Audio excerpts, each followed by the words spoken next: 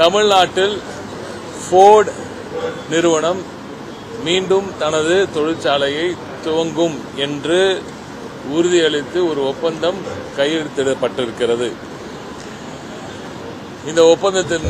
மூலம் திரு Martin Everett, திரு Matthew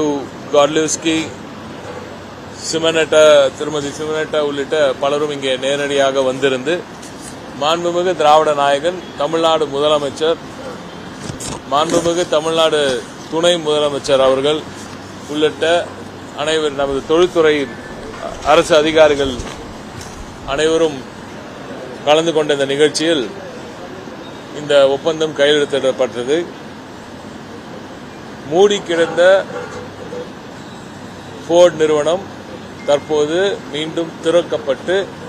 சென்ற September மாதம் 2024ஆம் ஆண்டு மாண்புமிகு முதலமைச்சர் அவர்கள் அமெரிக்க பயணத்தில் சென்று துவக்கப்பட்ட இந்த பேச்சுவார்த்தைகள் இன்று இவ்வளவு நாட்கள், அதுவும் இப்பொழுது